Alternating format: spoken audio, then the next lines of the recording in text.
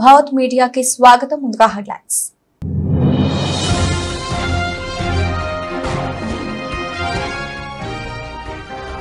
విశాఖ జిల్లా పశ్చిమ నియోజకవర్గంలో కూటమి అభ్యర్థి గడబాబు నామినేషన్ భారీ ర్యాలీతో కోలాహలంగా నామినేషన్కు బయలుదేరిన గడబాబు.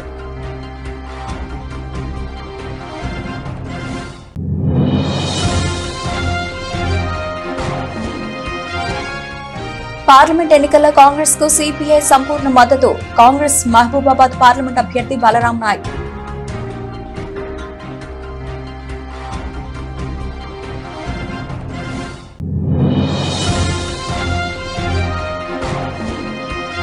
విశాఖ దక్షిణ నియోజకవర్గ ఉమ్మడి జనసేన ఎమ్మెల్యే అభ్యర్థి వంశీకృష్ణ శ్రీనివాస్ బుధవారం నామినేషన్ వేశారు.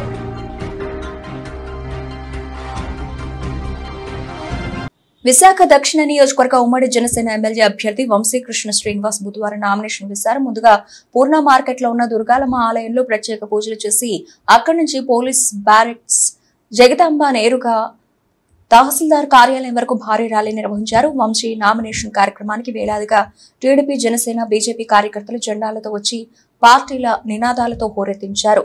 డప్పులు, కేరళ వాయిద్యాలు, పులివేషాలు ప్రత్యేక ఆకర్షణలుగా నిలిచాయి. మహిళలు పెద్ద ఎత్తున పాల్గొని హారతులతో వంశీకృష్ణ శ్రీనివాస్ కు స్వాగతం పలికారు. నామినేషన్ కార్యక్రమంలో విశాఖ పార్లమెంటు టీడీపీ అభ్యర్థి శ్రీభారత్, విశాఖ తూర్పు టీడీపీ అభ్యర్థి వెలగపూడి రామకృష్ణ బాబు, జనసేన నాయకుడు కందుల నాగరాజు, టీడీపీ నాయకుడు సీతంరాజు సుధాకర్, నాయకులు, కార్యకర్తలు పెద్ద ఎత్తున పాల్గొన్నారు.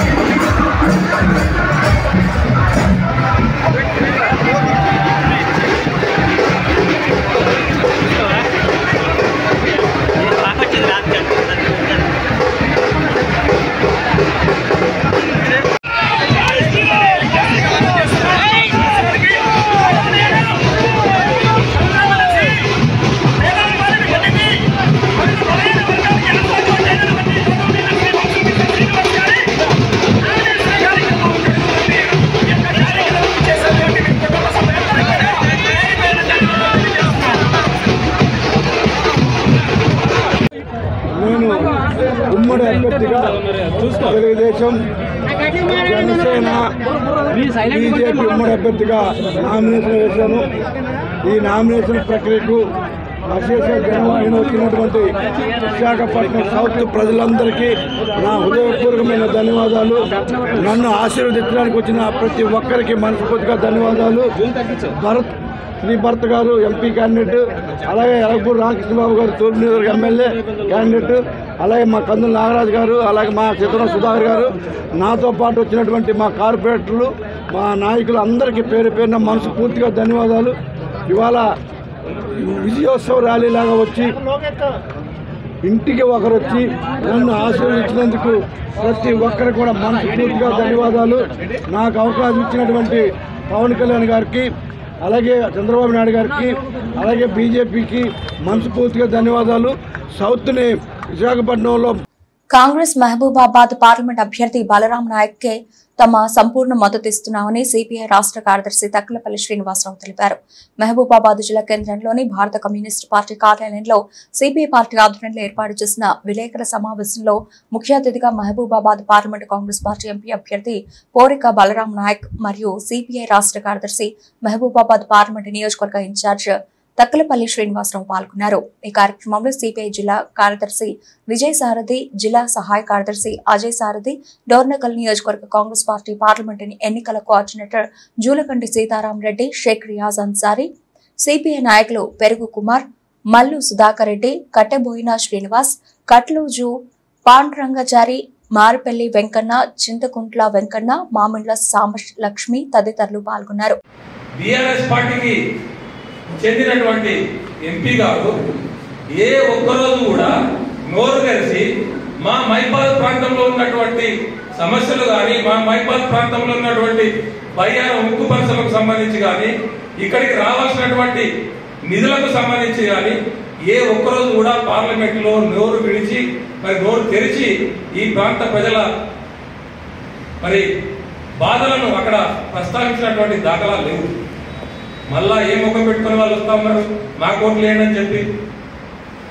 అదే పద్ధతిలో బీజేపీ మొన్నటిదాకా బీఆర్ఎస్ లో ఉండి ఈరోజు బీజేపీలోకి వచ్చి మీ మీద ఇక్కడ ఎగబెట్టమని చెప్పి 10 సంవత్సరాల అధికారులు ఉన్న మీరు ఈ ప్రాంతానికి ఏం చేశారు? మీరు గిరిజన విశ్వవిద్యాలయం ఎందుకు ఇంతవరకు అది అతి లేదు, గతి లేదు? దాని మీద మీ స్పందన ఏంటి? బయ్యారం ఉక్కు పరిశ్రమ మీద బీజేపీ స్టాండ్ ఏంటిది? ఇవన్నీ మీరు చెప్పి ఆ తర్వాత ఓట్లాడాలి తప్ప మీరు ఏదో మాయ మాటలు చెప్తే ప్రజలందరూ కూడా గమనిస్తా ఉన్నారు. ఖచ్చితంగా ఇక్కడ బీఆర్ఎస్ పార్టీ, బీజేపీ పార్టీ డిపాజిట్లు గల్లంతేటువంటి పరిస్థితి ఉన్నది.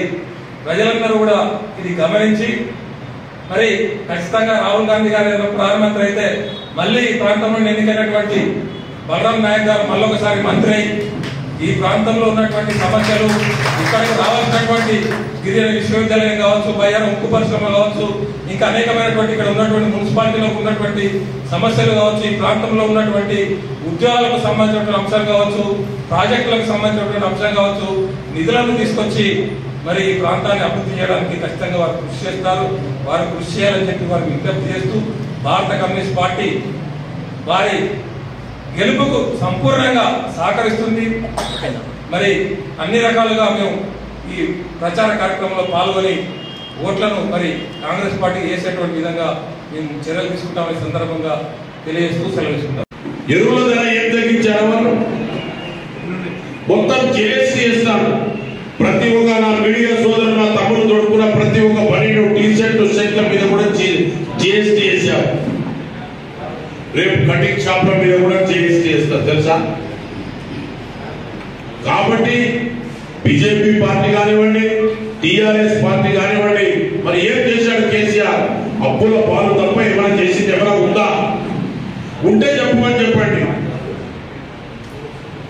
పైసలు తీసుకొని వచ్చి మధ్య దళాలు లెక్క పైసలు తినేసి ఈ తెలంగాణ రాష్ట్రాన్ని అప్పుల పాలు చేశారు. బైబర్కేషన్ అయినప్పుడు అప్పుల పాలు ఉండవా?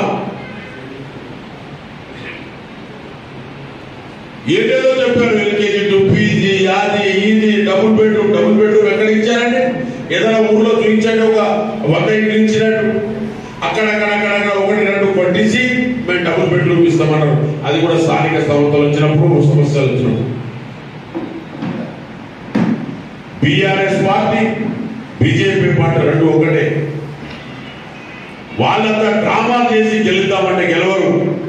105 సీట్లు భారతదేశంలో ఎలక్షన్ అయిన దాంట్లో 60 సీట్లు కూటమికి వస్తుంది. ఇండియన్ కూటమి రాబోతున్నారు. రాహుల్ గాంధీ గారు ప్రైమ్ మినిస్టర్ కాబోతున్నారు. 100% అయితే 100% మొన్న రాత్రికి అయిపోయాడు రాహుల్ గాంధీ గారు ప్రైమ్ మినిస్టర్. ఇండియన్ కూటమిలో ఆయన ఎవరికి చేస్తాడో క్యాబినెట్ లో ఆయన తీసుకుంటాడు. ఈ ధరలేంటి, వాళ్ళు చేసే పనులేంటి, వాళ్ళు చేసే అభివృద్ధి ఏంటి, ప్రజలకు ఏం చేస్తున్నాడు? కాబట్టి రాహుల్ గాంధీ గారు 10 నెలలకు ₹1,00,000 ప్రతి మహిళకి వేస్తున్నారు. ఇప్పుడు రేపు ఇండియన్ కూటమి రాగానే ప్రతి మహిళ, ప్రతి అక్క, ప్రతి చెల్లె పెన్షన్ ఎలాగో ఇస్తాం. మళ్ళా ₹1,00,000 ప్రతి సంవత్సరం 10 నెలలకు ₹1,00,000 రాహుల్ గాంధీ గారు ఇండియన్ కూటమి రాగానే ఏర్పడుతున్నారు. Silver manifesto. కాబట్టి మా సిపిఐ సోదరులు పూర్తి పార్లమెంట్ లో నాకు సహకరించి నాకు పూర్తి స్థాయిలో నన్ను గెలిపిస్తారని నేను భావిస్తున్నాను, నమ్ముతున్నాను విశ్వాసంగా. సిపిఎం సిపిఐ సోదరులు నాకు ఒక పట్టుదలతో గెలిపిస్తారని నేను భావిస్తున్నాను. అది త్వరలోనే మేము జిల్లా మీటింగ్ పెట్టుకోబోతున్నాం. మా విజయన్న ఏ టైం ఇస్తే ఆ టైంలో మేము పెట్టుకోబోతున్నాం. తప్పకుండా ఇండియన్ కూటమికి సాధిస్తాం. అందులో పార్లమెంటు సీటు గెలిపించే బాధ్యత వారు తీసుకొని నాకు తప్పకుండా గెలిపిస్తారని భావిస్తున్నాను. తెలుగుదేశం, బీజేపీ, జనసేన ఉమ్మడి గాజువాక నియోజకవర్గ అసెంబ్లీ అభ్యర్థి పల్లా శ్రీనివాసరావు నామినేషన్ కార్యక్రమానికి భారీ ర్యాలీ నిర్వహించారు. గాజువాక నియోజకవర్గం నలుమూలల నుంచి భారీగా కూటమి పార్టీల కార్యకర్తలు తరలిరాగా గాజువాక కుంచమాంబాలయంలో ప్రత్యేక పూజలు నిర్వహించి గాజువాక 60 అడుగుల రోడ్లో భారీ ర్యాలీగా తహసీల్దార్ కార్యాలయం చేరుకున్నారు. అనంతరం కూటమి పార్టీల ముఖ్య నాయకులతో కలిసి గాజువాక రిటర్నింగ్ అధికారికి నామినేషన్ పత్రాలు దాఖలు చేశారు. ఈ సందర్భంగా పల్లా శ్రీనివాస్ మాట్లాడుతూ తన మీద అత్యంత అభిమానం చూపిస్తున్న కూటమి శ్రేణులకు ధన్యవాదాలు తెలిపారు. తన విజయానికి సహకరించాల్సిందిగా ప్రతి ఒక్క కార్యకర్తను అభ్యర్థించారు.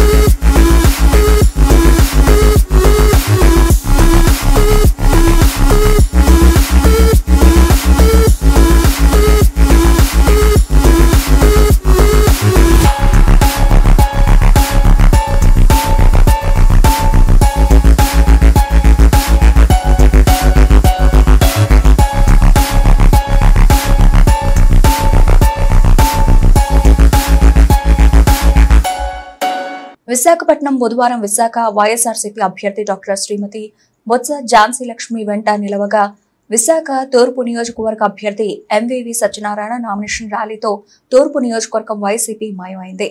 తూర్పు వైసీపీ అభ్యర్థికి ఎంవివి సత్యనారాయణకు ఎంపీ అభ్యర్థి ఝాన్సీ లక్ష్మి శుభాకాంక్షలు పలికి సాల్వాతో సత్కరించి పుష్పగుచ్చం ఇచ్చారు. యువత, మహిళలు పెద్ద ఎత్తున తరలివచ్చారు.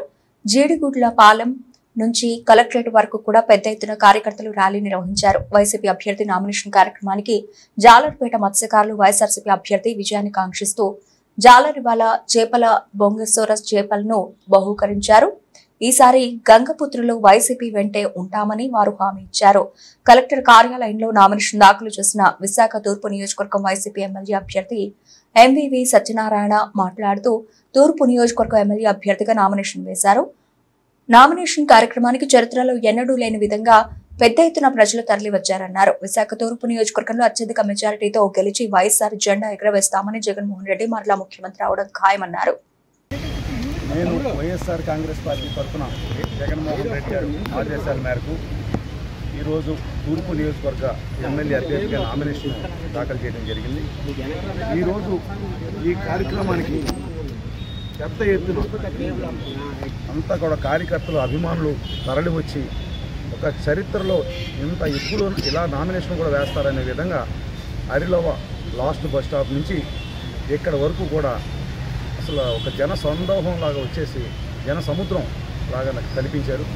అన్ని బైక్స్ కానీ కార్యకర్తలు కానీ అసలు విపరీతం, అసలు అంత అద్భుతంగా వాళ్ళంతా సపోర్ట్ చేసి ఈరోజు అంత పెద్ద ఎత్తున తరలి వచ్చినట్టు ముందుగా నా కార్యకర్తలందరికీ, అభిమానులకి నేను చేతులెత్తి నమస్కరిస్తాను. అంత స్వచ్ఛందంగా ఒక పిలుపు మేరకు వచ్చిన ఈ పార్టీ కార్యకర్తలు కానీ, మా అభిమానులు కానీ, మన జగన్మోహన్ రెడ్డి గారు అంటే ప్రాణం ఇచ్చే అభిమానులు ఈరోజు జగన్మోహన్ రెడ్డి గారి ప్రాణం ఇచ్చే అభిమానులు అందరూ కూడా ఈరోజు అంతగా తరలి వచ్చినందుకు అందరికీ ధన్యవాదాలు తెలియజేస్తున్నాను. ముఖ్యంగా ఈరోజు ఈ నామినేషన్ ప్రక్రియలో ఈ ర్యాలీలు చూస్తూ ఉంటే మేము అత్యధిక మెజార్టీతో ఈ స్థానం గెలుస్తామని నేను చెప్పగలుగుతున్నాను. అదేవిధంగా రాష్ట్రంలో జగన్మోహన్ రెడ్డి గారు కూడా ముఖ్యమంత్రిగా అత్యధిక స్థానాలు గెలుచుకుని ప్రమాణ స్వీకారం చేయబోతూ ఉన్నారు. ఇది నేను ఊరికే చెప్పట్లేదు, ఎందుకంటే నేను గత 6 నెలల నుంచి ప్రజల్లో తిరుగుతూ ఉన్నాను. 6 నెలల నుంచి కంటిన్యూస్గా పాదయాత్ర చేస్తూ ఉన్నాను. గడప తూర్పు నియోజకవర్గం బట్టి తిరిగాను. వాళ్ళందరి మనసులో మాట ఈరోజు ప్రతి ఒక్కరు కూడా ఒకటే చెప్తా ఉన్నారు, బాబు మాకు ఆ బాబు ఒక కొడుకులా, ఒక తమ్ముడులా అందరికీ సాయం చేస్తారు అన్నలా. మేము ఇంకెవరు కావాలి, మాకు ఇంకేం కావాలి, ఆయన అన్నీ మాకు అడగకుండా ఇచ్చారు, మాకు ఇంకేమీ మాకు అక్కర్లేదు. కాబట్టి మేము వేరే వాళ్ళ కోసం ఆలోచించే అవసరం మాకు లేదు బాబు. మేము జగన్ని అబద్ధాలు చెప్పి అన్ని హామీలు తప్పిన వ్యక్తులు మేము ఎట్టి కోసం నమ్మం. 5 సంవత్సరాలు ఏదైతే హామీలు ఇచ్చారో నవరత్నాల పథకాలు పెట్టారు. అన్నీ కూడా హామీలు 100% నెరవేర్చి మాకు ఈరోజు సంతోషంగా మా పిల్లల చదువులు కానీ, మాకు ఇల్లులు కానీ, మాకు వైద్యం కానీ, చేయూత కానీ, ఆసరా కానీ, వాహన మిత్ర కానీ, రకరకాల రైతు భరోసా కానీ, ఇవాళ మత్స్యకార భరోసా కానీ, ఇలా ప్రతిదీ ఎంతో సహాయం చేశారు మాకు. ఇవాళ ఆయన వల్ల మా పేదరికం నిర్మూలన అవుతూ ఉంది, పేదలు సంతోషంగా చదువుకుంటామని చెప్తా ఉన్నారు. నిజంగా నేను చెప్తా ఉన్నాను, వాళ్ళు చెప్పిందా గారు జగన్మోహన్ రెడ్డి గారు ఇంకో 15 సంవత్సరాలు ముఖ్యమంత్రిగా ఉంటే రాష్ట్రంలో నిరక్షరాస్యత అనేది ఉండదు, పేదరికం ఉండదు. ఈయన వచ్చిన తర్వాత 5 సంవత్సరాలు పేదరికం 12% నుంచి 6% తగ్గింది. అక్షరాస్యతలో ఈ దేశంలోనే కేరళను దాటి ముందుకెళ్ళి ప్రథమ స్థానంలో మన రాష్ట్రం ఉంది. ఈరోజు మన అభివృద్ధిలో కూడా చూసుకుంటే విశాఖపట్నం నగరంలో రోడ్లు కానీ, పార్కులు కానీ, ఫుట్పాత్స్ కానీ, డివైడర్ కానీ, సెంటర్ ఐలాండ్స్ కానీ అన్నీ చాలా చక్కగా చేశారు. గత 5 సంవత్సరాలు ఏ ఒక్కరోజు కూడా నీటి సమస్య. విశాఖ జిల్లా పశ్చిమ నియోజకవర్గంలో కూటమి అభ్యర్థి గణబాబు నామినేషన్ భారీ ర్యాలీతో కోలాహలంగా నామినేషన్ కు బయలుదేరిన గణబాబు వేలాది మంది కార్యకర్తలు, నాయకులు మద్దతు పలికారు.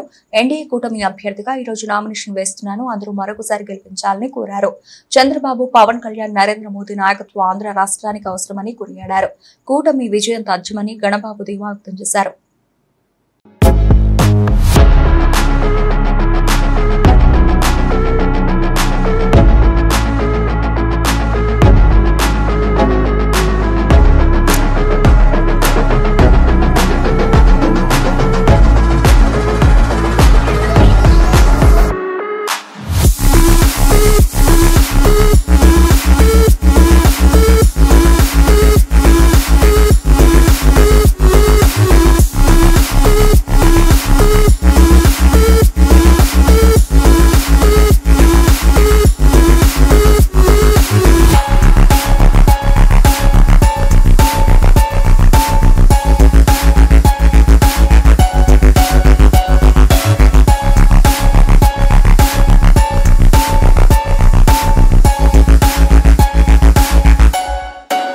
చూడ్డానికి కాస్త మొరటుగా ఉన్న బియ్యపు మధుసూదన్ రెడ్డి చాలా మంచోడు అన్నారు జగన్. శ్రీకాళహస్తి గుడిలో వెండి ఎంత కొట్టేస్తే అంత మంచోడనే జగన్ ఉద్దేశమా? శివశివ ఎమ్మెల్యే చెబితే గుడిలో వెండి పాత్రలు దొంగలించా. శ్రీకాళహస్తి ఆలయం ఎదుట స్థానిక ఎమ్మెల్యే బియ్యపు మధుసూదన్ రెడ్డి మాజీ అనుచరుడు హేమచంద్రారెడ్డి ప్లకార్డులతో హల్చల్.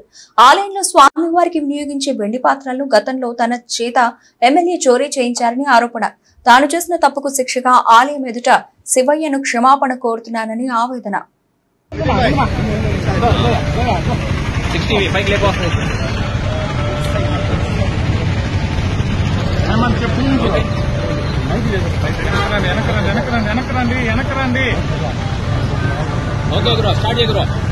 ముందుగా ఇక్కడికి రావడానికి కారణం ఎమ్మెల్యేతో అతని కుటుంబ సభ్యులతో కలిసి ఈ గుడిలోని వెండిని నా చేతులతో తీసుకుని బెంగళూరులో వాళ్ళు అప్పగించమన్న చోట అప్పగించి తప్పు చేశాను కాబట్టి శివయ్యని క్షమాపణ కోరడానికి ఇక్కడికి వచ్చాను.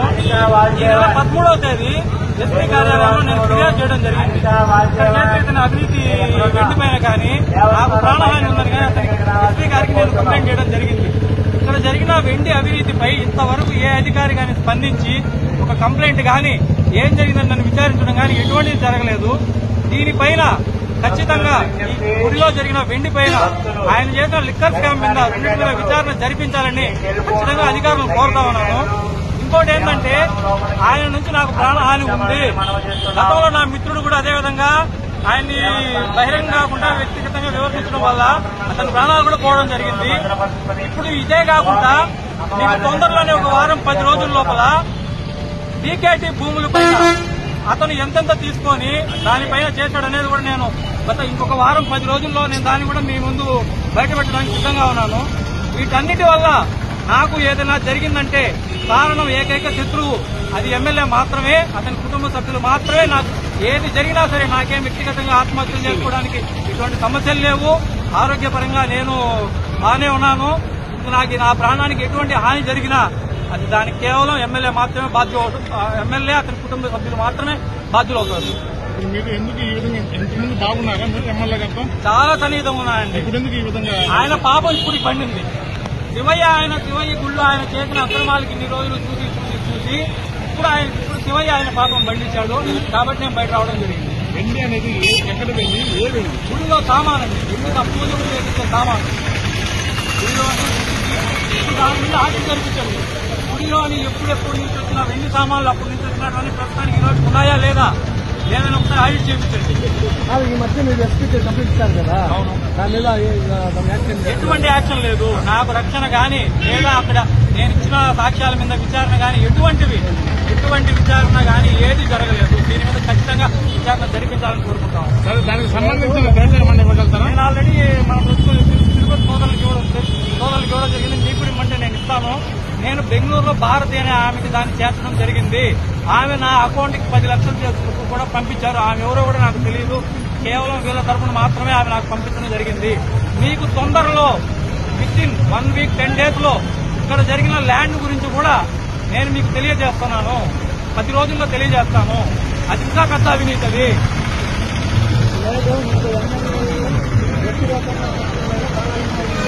నాకేముంటుంది? నేను సాక్ష్యాలు చూపిస్తాను కదండి. నేను సాక్ష్యాలు చూపిస్తాను. నేనే విమర్శలు కాదు. ఎవరైనా సరే, ఏ అధికారైనా సరే ఈ రోజు నన్ను విచారణకు పిలిపించినా కూడా నేను ఆ రెండింటికి ఇవ్వడానికి రెడీగా ఉన్నాను. ఎవరికి ఇచ్చాము, ఏమి ఇచ్చాము మేము నిరూపించాలని నేను సిద్ధంగా ఉన్నాను. కావలసిన ప్రజలకు ఒకటే తెలియజేస్తున్నాను, ఈ ఎమ్మెల్యే పైకి కనిపించేంత సౌమ్యుడు కాదు. ఈసారి కన్నా మీరు అతన్ని గెలిపించారంటే మాత్రం మీ ఇళ్లలో కూడా మీరు ఉండలేరు. 13 సంవత్సరాల తనతో సావాసం చేసిన వ్యక్తిగా చెప్తున్నాను. ఈసారి పొరపాటున ఆయన కానీ గెలిచాడంటే మీ ఇళ్లలో మీరు కూడా ఉండలేరు. ఇస్తాం. ఏం కావాలో ఇస్తాం. ఎన్డీఏతోనే వైసీపీ కాపురం అంటూ మనసులో మర్మాన్ని బయటపెట్టిన జగన్మోహన్ రెడ్డి. సిపిఐ రాష్ట్ర కార్యదర్శి కె రామకృష్ణ విమర్శ. 1200 రోజులుగా విశాఖ ఉక్కు ఉద్యమం జరుగుతున్నా పట్టించుకొని జగన్ కు నేడు ఉక్కు కార్మికుల ఓట్లు గుర్తొచ్చాయా? విశాఖ ఉక్కు నష్టాల్లో ఉందన్న విషయం తెలియదనడం సీఎం పదవికే అవమానం. జగన్ చంద్రబాబులు బీజేపీ తానులో ముక్కలే. వైసీపీ టీడీపీలలో ఎవరిని గెలిపించినా బీజేపీ కుంపటి ప్రజల నెత్తిన పెట్టడం ఖాయం. రామకృష్ణ. నగర ప్రజల ఓట్ల కోసం, కార్మికుల ఓట్ల కోసం ఇవాళ ముఖ్యమంత్రి జగన్మోహన్ రెడ్డి గారు మరోమారు మోసపు మాటలు చెప్తా ఉన్నారు. విశాఖ ఉక్కు ఫ్యాక్టరీని కేంద్ర ప్రభుత్వం ప్రైవేటీకరణ చేస్తూ ఉంటే దానిపైన మాట్లాడడానికి చేత కావడం లేదు. ప్రధాని నరేంద్ర మోడీ దగ్గర నోరు తెరవలేవు. పైగా దాని క్యాప్టివ్ మైన్స్ ఇస్తే అది లాభాల బాటను పయనిస్తుందని అందరికీ తెలుసు. ఆ పని చేయలేకపోయావు. అదేవిధంగా రాష్ట్ర ప్రభుత్వం ఇవ్వాల్సిన మైన్స్ కూడా ఇవ్వకుండా దాన్ని పెండింగ్ పెట్టావు. పైగా ఇవాళ అదానికి అప్పచెప్పడానికి లోపాయికారి ఒప్పందం కుదుర్చుకున్నావు. 1000 ఎకరాల భూములు ఏవైతే పాపం రైతులు ఆ రోజు వారు త్యాగం చేశారో ఆ భూములంతా కూడా ఇవాళ అమ్ముకొని చెప్పి ఇవాళ అమ్ముకోవడానికి తీవ్రంగా ప్రయత్నం చేస్తూ ఉన్నాం. కాబట్టి ఏమంటే ఈరోజు రాష్ట్ర ముఖ్యమంత్రి జగన్మోహన్ రెడ్డి తన బాధ్యతను విస్మరించి విశాఖ ఉక్కును కాపాడడం బదులు దాన్ని ప్రైవేటీకరణ చేయడానికి ప్రయత్నం చేస్తూ ఉన్నాం. పైగా నిన్న కార్మిక నాయకులతో వాళ్ళ ఓట్ల కోసము మంత్రి అమర్నాథ్ గారు వాళ్ళని అక్కడ ఆయన దగ్గర తీసుకుపోతే వాళ్ళతో అడుగుతా ఉన్నావు, ఇది నష్టాల్లో ఉందా అని అడుగుతూ ఉన్నావంటే ఇంతకంటే మోసం దగా ఇంకోటి ఉంది అని నేను అడుగుతా ఉన్నాను. గత 3 ఏళ్లుగా పోరాటం చేస్తూ ఉంటే కనీసం నీకు తీరిక లేదు. వాళ్ళతో కూర్చొని చర్చించలేవు. నీ ఎంపీలను పంపి దాని పరిష్కారం కోసం నీ ప్రయత్నం చేయడం లేదు. కాబట్టి ఏమంటే ముఖ్యమంత్రి గారి యొక్క మోసపూరిత వైఖరిని కార్మిక వర్గం యావత్తు ఖండించాలి. ఈ ఎన్నికల్లో చిత్తుగా ఓడించడం ద్వారా ఉక్కు ఫ్యాక్టరీని కాపాడుకోవాలి.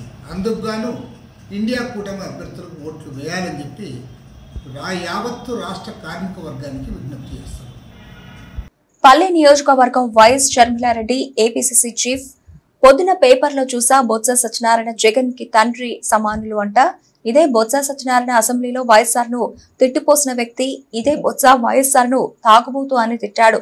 ఇదే బొత్స జగన్ కు ఉరిశిక్ష వేయాలని అన్నాడు. జగన్మోహన్ రెడ్డి బినామీలు అన్నాడు. విజయమును సైతం అవమానపరిచాడు. ఇలాంటి బొత్స జగన్ కి తండ్రి సమానులు అయ్యారు. జగన్ కేబినెట్ లో ఉన్న వాళ్ళు అందరూ వైఎస్ఆర్ ను తిట్టిన వాళ్లే. వైఎస్ఆర్ ను తిట్టిన వాళ్ళకే జగన్ పెద్దపీట వేశారు. వీళ్ళందరూ తండ్రులు, అక్కలు, చెల్లెళ్ళు. నిజంగా ఆయన కోసం పనిచేసిన వాళ్ళు ఈయనకు ఏమీ కారు. ఆయన కోసం పాదయాత్రలు చేసిన వాళ్ళు ఏమీ కారు. ఆయన కోసం పనిచేసి గొడ్డలి పోటుకు గురైన వాళ్ళు ఏమీ కారు. వైఎస్ఆర్సీపీ పార్టీ పేరులో వైఎస్ఆర్ లేడు. వై అంటే వైవి సుబ్బారెడ్డి, ఎస్ అంటే సాయిరెడ్డి, ఆర్ అంటే రామకృష్ణారెడ్డి. 10 ఏళ్లలో రేపల్లెలో అభివృద్ధి జరిగిందా? ఏ వర్గానికైనా న్యాయం జరిగిందా? జగన్ ఇక్కడకు వచ్చారట, హామీలు ఇచ్చారట. చెక్ డ్యాంలు కట్టి 1,00,000 ఎకరాలకు సాగునీరు ఇస్తామన్నారట. 100 పడకల ఆసుపత్రి అన్నారట. ఆక్వా రైతుల కోసం ఆక్వా పార్క్ అన్నారు. ఇంటింటికి కుళాయి కనెక్షన్ ఇస్తామని చెప్పారట. షిప్పింగ్ హార్బర్ కడతామన్నాడు, ఇచ్చిన ఒక్క హామీ నెరవేర్చలేదని దుయ్యబట్టారు. జగన్మోహన్ రెడ్డి గారు ఈరోజు పొద్దున న్యూస్ లో చూస్తే వాళ్ళు చెప్తున్న మాట, బొత్స సత్యనారాయణ అనే ఆయనను పక్కన నిలబెట్టుకొని నాకు తండ్రి లాంటి వాడు, ఓట్లేయండి అని అడుగుతున్నారు. మీ సమక్షంలో అడుగుతున్నాం. బొత్స సత్యనారాయణ గారు జగన్మోహన్ రెడ్డి గారికి తండ్రి సమానులట. ఏ బొత్స సత్యనారాయణ? ఇదే బొత్స గారు అసెంబ్లీలో నిలబడి నిండు వేదిక మీద ఆన్ రికార్డ్ రాజశేఖర రెడ్డి గారిని తిట్టిపోసిన బొత్స సత్యనారాయణ గారు ఈరోజు జగన్మోహన్ రెడ్డి గారికి తండ్రి లాంటి వాడట. ఇదే బొత్స గారు రాజశేఖర రెడ్డి గారిని తాగుబోతు అని తిట్టారు. ఇదే బొత్స గారు జగన్మోహన్ రెడ్డి గారికి ఉరిశిక్ష వేయాలి అన్నాడు. జగన్మోహన్ రెడ్డి గారు బినామీలు అన్నారు. ఎన్ని మాటలు అన్నాడు. ఆఖరికి విజయమ్మను కూడా, విజయలక్ష్మి గారిని కూడా, రాజశేఖర రెడ్డి గారి భార్యను కూడా అవమానించిన వాడు బొత్స సత్యనారాయణ గారు. ఈరోజు అలాంటి బొత్స గారు జగన్మోహన్ రెడ్డి గారికి నానయ్యారంట. తండ్రితో సమానమయ్యారంట. అసలు ఈరోజు జగన్మోహన్ రెడ్డి గారి కేబినెట్ లో రాజశేఖర రెడ్డి గారిని అనుసరించే వాళ్ళు ఉన్నారా అన్నా? ఉన్నారా ఎవరైనా? పెద్దిరెడ్డి రామచంద్రారెడ్డి తిట్టిన వాడే. ఇంకెవరు? విడుదల రజనీ తిట్టినావిడే. అందరూ ఆర్కే రోజా ఎవరైనా సరే రాజశేఖర రెడ్డి గారిని తిట్టిన వాళ్ళందరికీ ఈరోజు జగన్మోహన్ రెడ్డి గారు పెద్దపీట వేశారు. వీళ్ళందరూ తండ్రులంట, ఈయనకు అక్కలంట, ఈయనకు చెల్లెళ్ళంట. మరి నిజంగా నిలబడిన వాళ్ళంతా ఏం చేశారు? జగన్మోహన్ రెడ్డి గారు నిజంగానే నిలబడిన వాళ్ళు ఆయన కోసం పాదయాత్రలు చేసిన వాళ్ళు ఏమీ గారు, ఆయన కోసం పనిచేసి గొడ్డలి వేట్లకు బలైపోయిన వాళ్ళు ఈయనకు ఏమీ గారు. ఈరోజు అందరినీ ఇలాంటి వాళ్ళను పక్కన పెట్టుకొని తిరుగుతున్నారు జగన్మోహన్ రెడ్డి గారు. వైఎస్ఆర్ సిపి అన్న పార్టీ పేరులో అసలు వైఎస్ఆర్ గారు ఉన్నారా అన్నా? వైఎస్ఆర్ గారు ఉన్నారా? వైఎస్ఆర్ గారు ఎప్పుడో పోయారు. ఈ రోజున్నది వై అంటే వైవి సుబ్బారెడ్డి, ఎస్ అంటే సాయిరెడ్డి, ఆర్ అంటే సజ్జల రామకృష్ణారెడ్డి. వీళ్ళే మిగిలారు కదా. ఎక్కడున్నారు? వైఎస్ఆర్ గారు ఉన్నారా? వీళ్ళ రాజశేఖర రెడ్డి గారి ఆశయాలను నిలబెట్టేది. రాజశేఖర రెడ్డి గారు రైతుల్ని నెత్తిన పెట్టుకున్నాడు కదా. మరి జగన్మోహన్ రెడ్డి గారు ఏం చేశారు? కనీసం డ్రిప్ వేసుకుందామంటే డ్రిప్కు సబ్సిడీ ఇస్తున్నారా? పంట నష్టపోతే పంట నష్టపరిహారం ఉందా? కనీసం మద్దతు ధర ఉందా అన్న రైతులకి? మరి ఏం చేసినట్టు జగన్మోహన్ రెడ్డి గారు? బులెటిన్ ముగించే ముందు హెడ్లైన్స్ మరోసారి.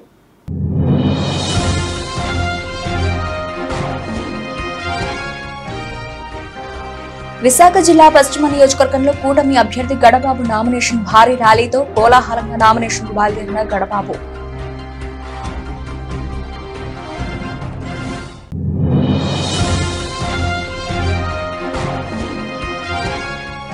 పార్లమెంట్ ఎన్నికల్లో కాంగ్రెస్ కు సిపిఐ సంపూర్ణ మద్దతు. కాంగ్రెస్ మహబూబాబాద్ పార్లమెంట్ అభ్యర్థి బలరాం నాయక్.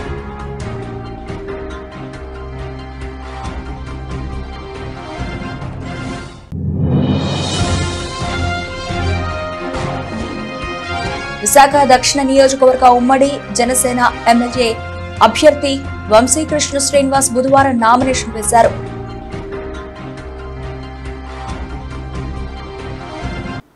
ఇవి ఇప్పటివరకు నవల్చిన అప్డేట్స్. మరిన్ని అప్డేట్స్ తో మళ్ళీ కలుద్దాం. అంతవరకు సెలవు. నమస్తే.